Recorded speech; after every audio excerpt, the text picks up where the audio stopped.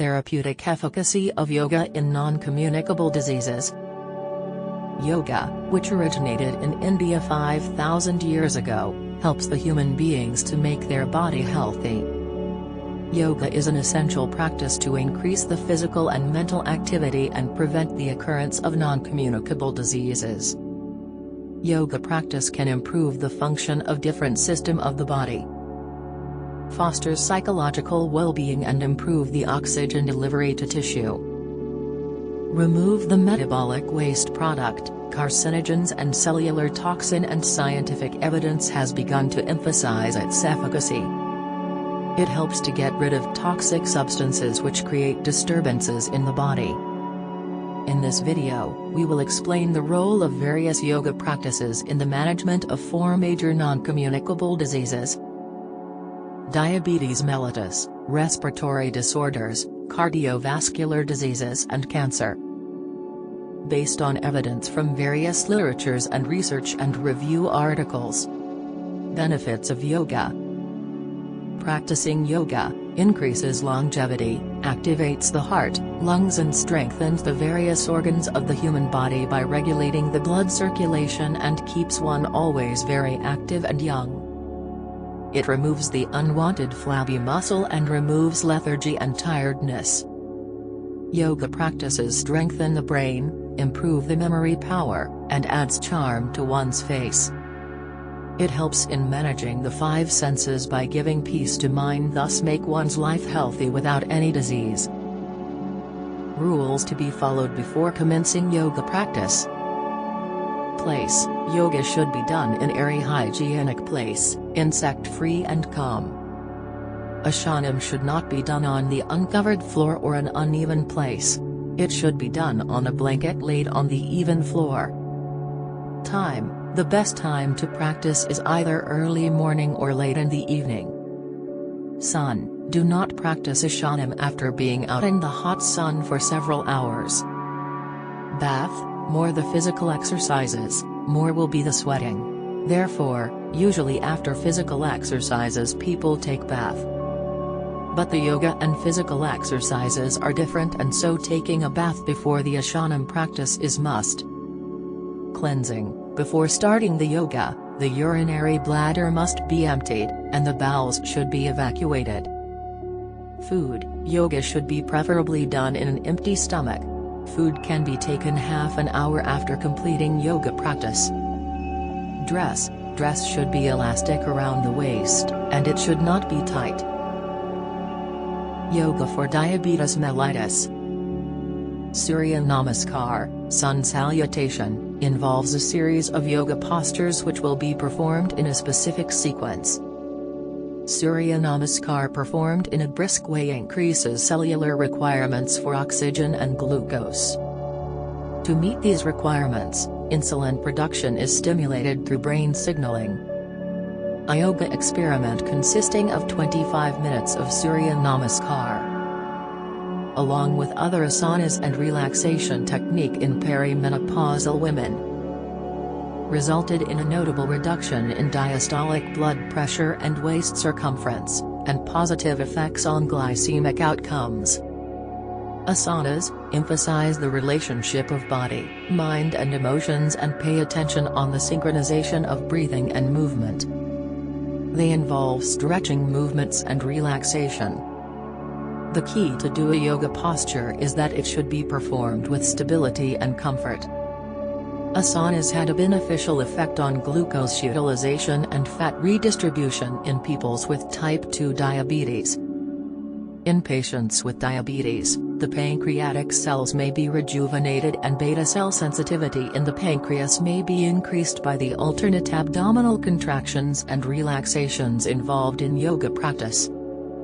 Improved blood supply to muscles may enhance insulin receptor expression in the muscles, causing increased glucose uptake. It was noticed that ideal control of diabetes was reached by practicing Dhanurashanam and Ardhamatyandrashanam. Hala Ashanam, Varashanam, Bhujanga Ashanam, and Nakashanam were also found to be powerful. Yoga for respiratory diseases. The practice of yoga exhibits a powerful effect on the respiratory system. The greatest advantage may come from the efficient practice of pranayama. Certain yoga postures are also found to be useful by exhibiting direct or indirect effects on the respiratory organs. Yoga postures involve an isometric contraction which strengthens the skeletal muscle. Pranayama. The regular practice of pranayama will lead to good supply of the oxygen to the lungs. Respiratory rate becomes slower. This slower breathing will activate the parasympathetic nervous system, which helps in reducing stress and rejuvenating the body.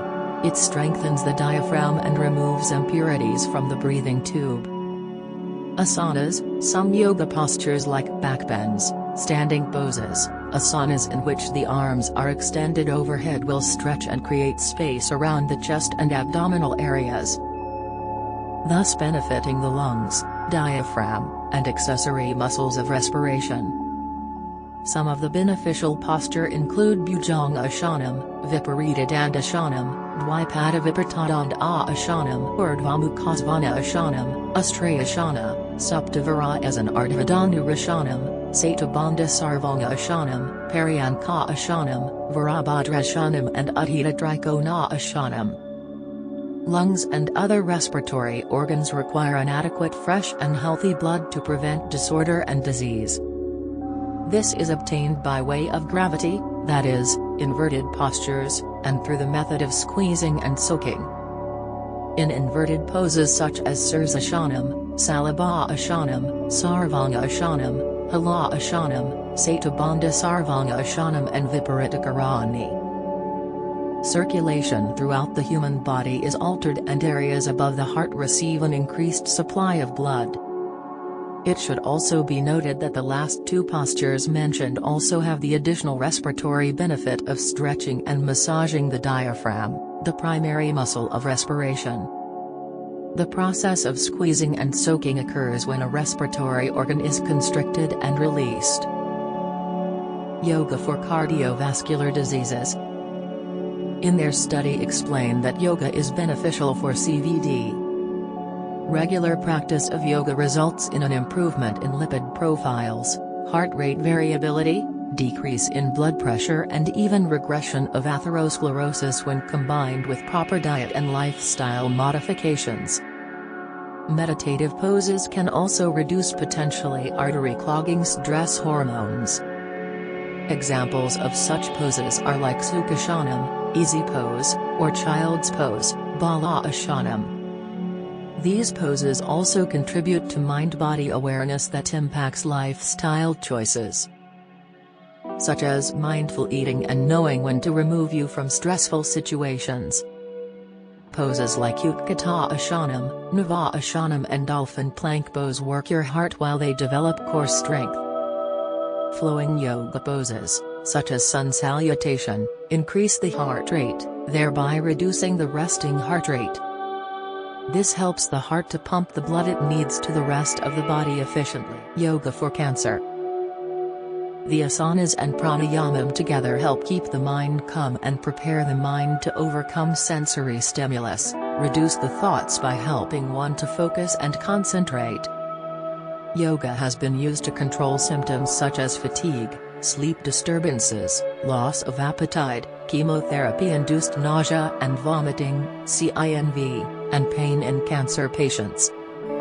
The effects of yoga intervention have been moderate to large in these studies.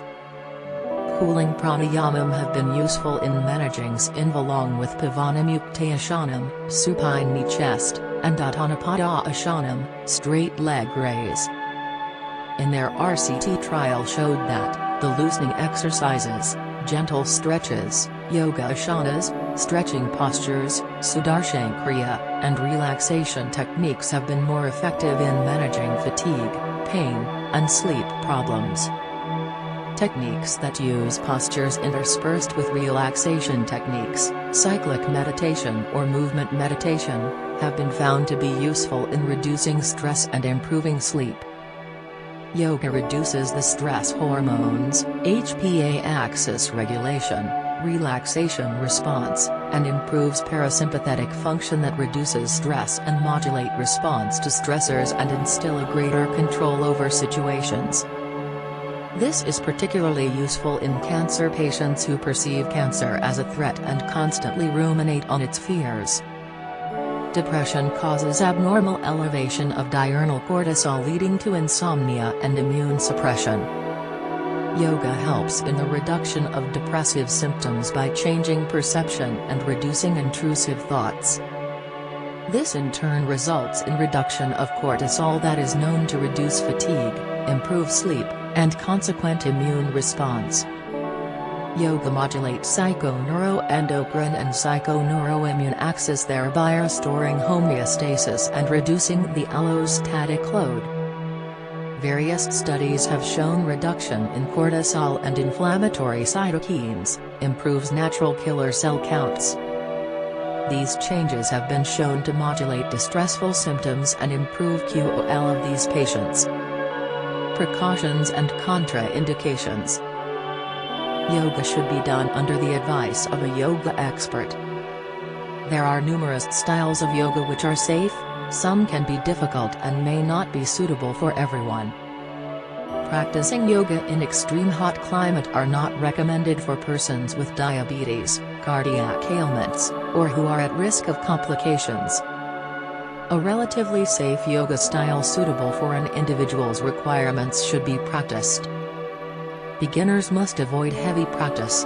Balancing poses should be practiced with care to avoid dramatic injuries. Yoga practice should be done on an empty stomach, but individuals with diabetes may take light snacks to prevent hypoglycemia. Yoga practice should be avoided during menstruation, and bone metastases in long bones may lead to fracture with some asanas, mostly in the elder population. Hyperventilation practices have been shown to cause pneumothorax. The chances of this are high in patients with lung cancer or lung metastases undergoing radiotherapy. Patients having pleural effusion, ascites, abdominal surgeries, need a more cautious approach with yoga interventions. Slow deep breathing, pranayama, and relaxation techniques being useful in these conditions.